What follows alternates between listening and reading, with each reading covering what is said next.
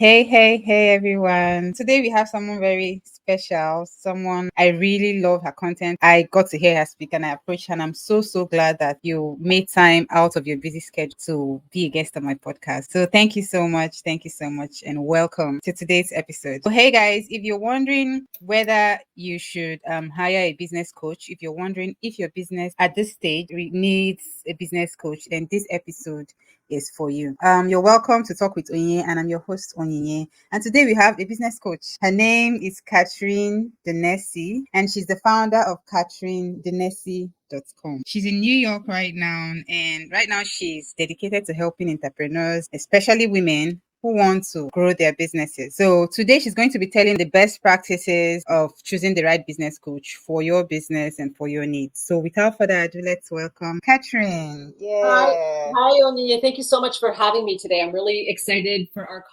conversation, and I so enjoyed meeting you as well, and love the enthusiasm you're bringing to what you're doing and the audience you're trying to serve. So I'm super excited to be here. Thank you so much. Thank you so much. So I was really wondering, right? What's the difference between a coach and a mentor? Oh, yeah, no, that's a really good question. So I'll start with coaching because it's what I know. So a business coach, really is somebody you engage in a professional relationship with. And usually, yes, that means that you're paying this person and you're engaging with them with some specific goals in mind for your business, the goals that you want to reach, skills that you want to develop that perhaps you're lacking in terms of operating your business. And there's usually a really structured relationship. There's a lot of coaches out there. Every coach has their framework, their approach, their methodology to working with clients. And usually it's a structured engagement. It could be over 6 months, over 12 months.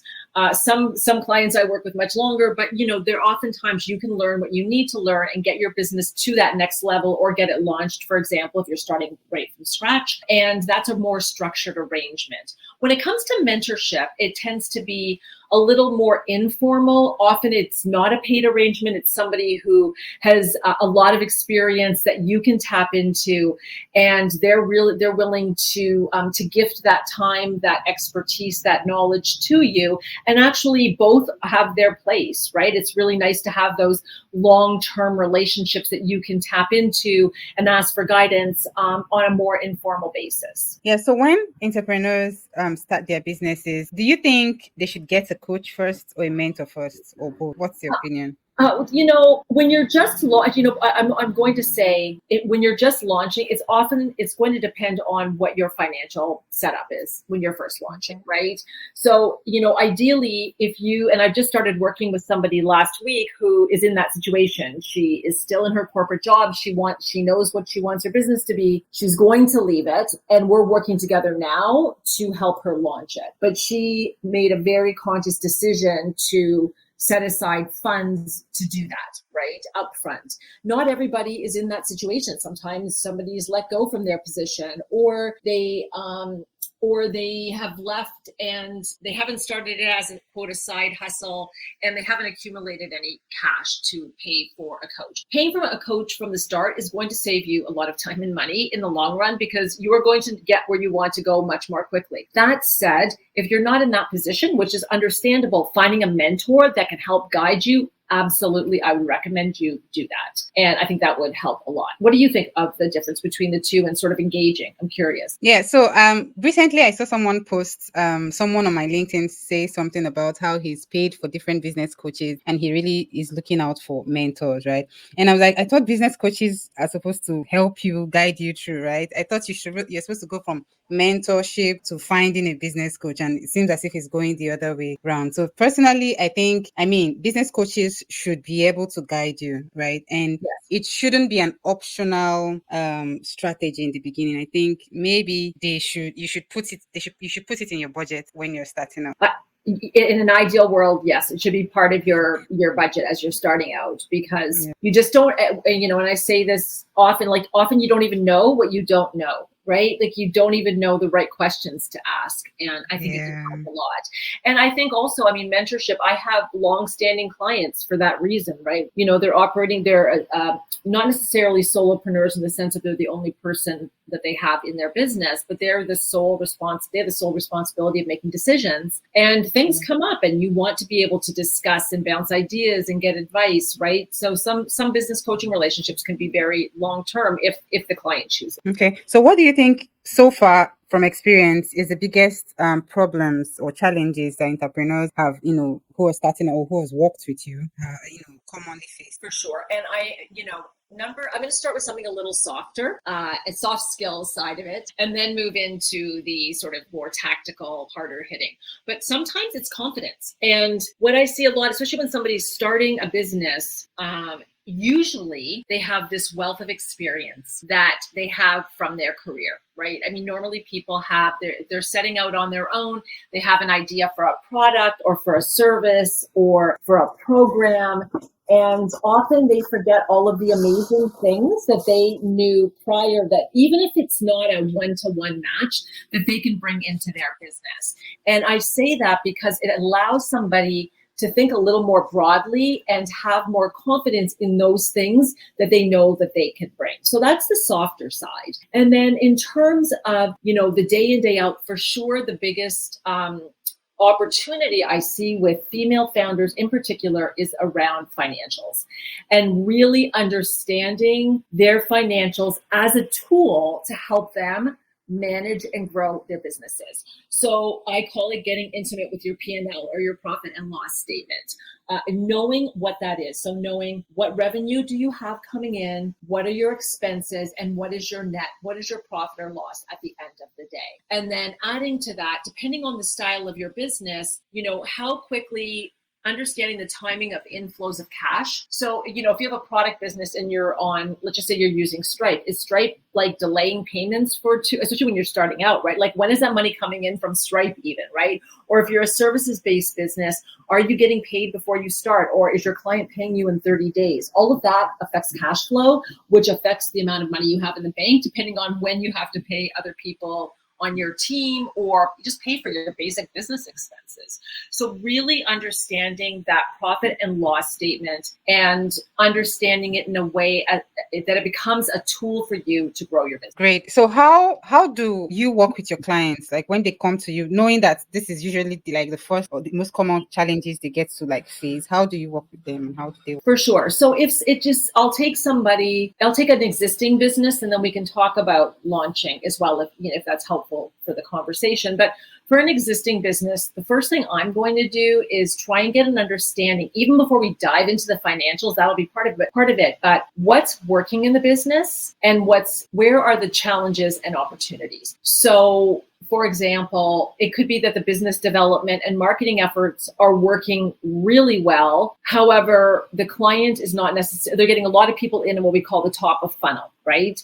But the client is not necessarily able to convert those opportunities that come into a client, right? So we know it's working. We know the top of funnel's working, but we know that there's an opportunity to change that step between, oh yes, they're coming into me, and oh no, like I'm not converting them into a client. Or it could be that the client has a lot of clients that they're working with, but when we look at the numbers, they're operating at a loss. So then it becomes a matter of, okay, so how do we look at what their offerings are, what their products are, how are they priced, what's the cost of delivering the services or the products, to try and see where things are broken. Because, when I see female founders, so often they either come to me and they're super frustrated and they just don't know what to do, or the opposite is they have all of these ideas and all of these things they want to do, and they want to do them all at the same time. And in both cases, there is and this is how I work with my clients, once we get the assessment done of what is the situation and what are the goals of the client,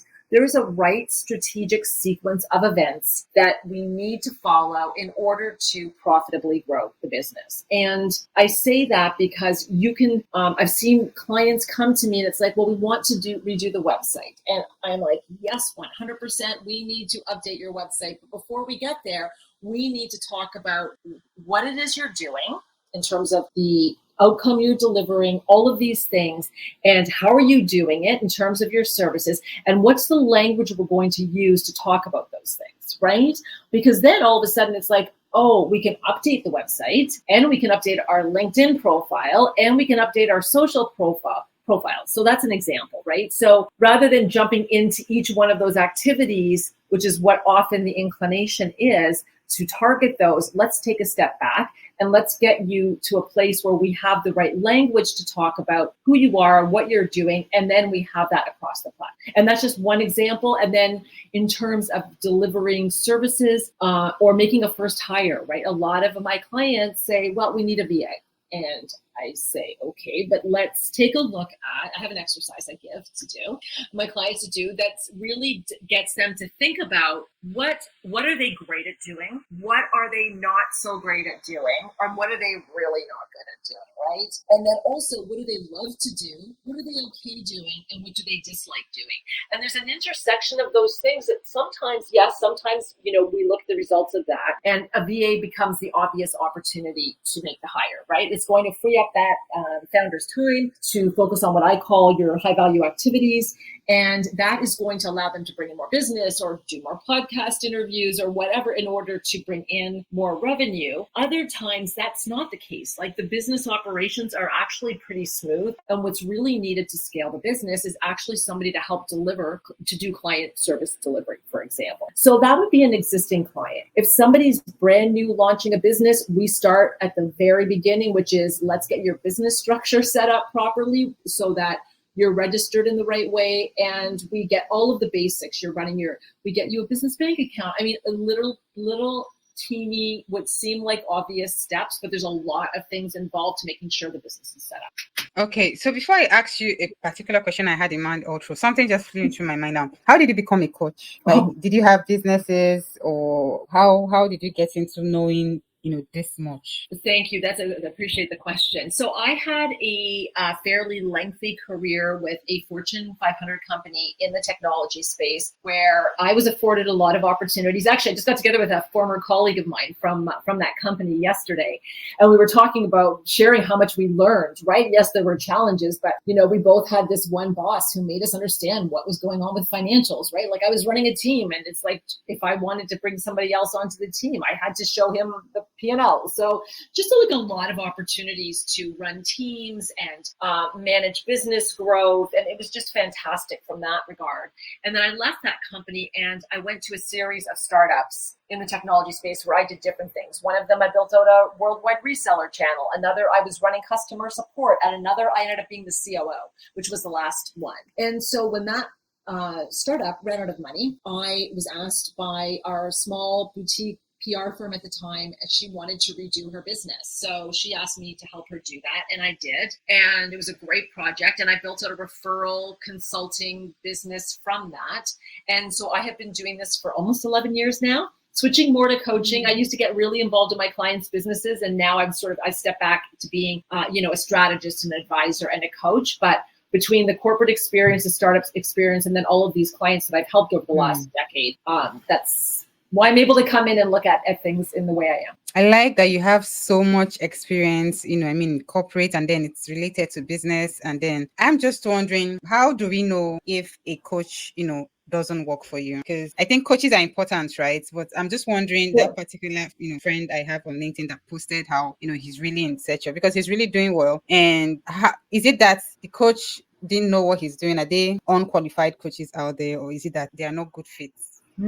Interesting. The question is such a good one and an important one. So it could be, I'm going to not knowing him, I'm going to make some assumptions and make some suggestions. And then I think what would be helpful for people that are watching, either have joined us live or are watching on the replay, I'll make some suggestions on how to look for a coach if you're starting from scratch or you're looking for a new one. Would that be okay to answer it? Yeah. So it could be that, and people outgrow coaches, right? So it could be that, let's start there. It could be that your friend has simply outgrown the coach he was working with in terms of wherever he was in his business and his development as a human and as a business owner. When he started with that coach, that he worked through that process, he grew his business, he grew as an individual, and that person is not in a position, that coach is not in a position to help your friend. It could be that. It could be that that coach doesn't have the skill set or the expertise to help your friend. Or it could be that the two of them just aren't really like in sync or aligned. It could be any one of those things. So I think your friend, when he goes, if he's looking for whether it's a mentor or even especially a business coach where he's going to be paying somebody to help him, it's really because every coach brings their own unique lens and approach and sort of skills to the coaching they do, right? Like how I run my business and work with my clients is not the same as what somebody else is going to do.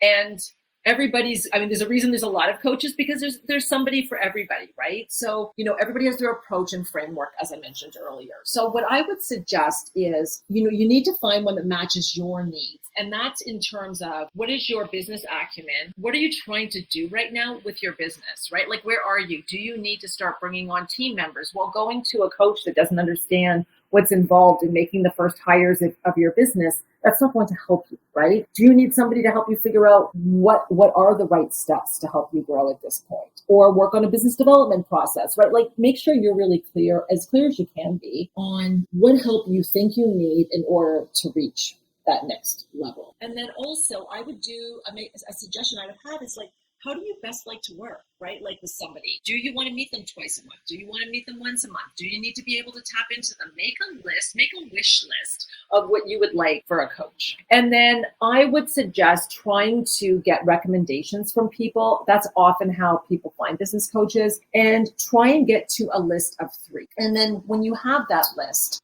do your research, go to their website, go to their LinkedIn profile, look at them on other social media channels. If they have video, that's awesome, because you start getting a sense and a vibe of the person, right? Or, perhaps somebody who's watching the replay on YouTube of our conversation, right? Or listening to a podcast, or just something that gives you a sense of who this person is, and you get their vibe. And then I suggest scheduling. I call it a discovery call. People call, I have one client who calls it a chemistry call, which I think is awesome, because it's kind of really what you're trying to do, right? And get on Zoom with them, whatever they offer, for 20, 30 minutes, whatever it is. Have a list of questions that you would like answered, and really try and get a sense of where that coach is at and if they can help you. And then obviously, there's budgetary concerns, right? Like, not, some people have a budget that fits some coaches and not others, right? So I think I have that rule of 3s, no matter what it is that I'm trying to even suggest to a client, I'm like, I try to bring them 3 options. And I think that takes the pressure off, like, of just seeing one, and seeing getting a contrast, where are they similar and where are the contrasts? Great. So I have this final question I would like to ask, Sure. but before I ask that question, I feel what you're saying right now is that what I also think you're trying to say is that every business phase requires a coach that might be suitable for that, and it requires research to be able to find out the one who suits at that particular phase. Yeah, no, and I think you're right, because it could be that you work with somebody for a year or 18 months and then you're done. It could be that you just do a 6-week program with them, right? And you've gotten what you've needed from that particular set of skills that person can deliver to you. So yes, thank you so much for really homing in on that point. I think it's exactly correct. Okay, so my final question before we end for today is, given all of the experiences you've had with different clients and things you're noticing with businesses out there, what do you think is that one piece of advice that you think every business owner who is starting out should have at the back of their mind? Somebody that's starting out to launch their business. Yeah. So I have an idea. It's actually 2 parts, or maybe 3, but it all flows together. So you have your business idea, get a good understanding as you can of whether it's a product or a service, what that customer or client is getting as an outcome of purchasing your product or your service. And then from that, understand, okay, where were they? Where are they today, right? Like, what is the problem they have? What is it that they're struggling with? What is it they want? What is their desire? And how are you bridging that gap, right, to deliver that? And focus, and then that allows you as well to understand who is your ideal client. And when you start out, do not go so huge that you're trying to do this for everybody. Go the opposite way. Go super small. Be super targeted and focused in terms of your target market. Get some wins, get some sales, get some delighted clients that are going to talk about you. And I would say just get started, because what you're going to learn is that some of your assumptions were spot on, right? Because what you're dealing with when you start a business is a set of assumptions. And some of those are going to be spot on and others aren't going to be. So go out. It's not going to be perfect. and go small and then start getting your learning so you can tweak, right? Because people will tell you when you start engaging with them, oh, I would like this, not this, right? You get all of these learnings. So make your assumptions, do your homework, go out before you think you're ready, and then that's when the learning begins. Thank you so much. I really relate with the part you said, just go on and start something, right? I really love that. And thank you so much, Katrine, for spending 30 minutes of your time with us Oh, today. I'm really, really grateful.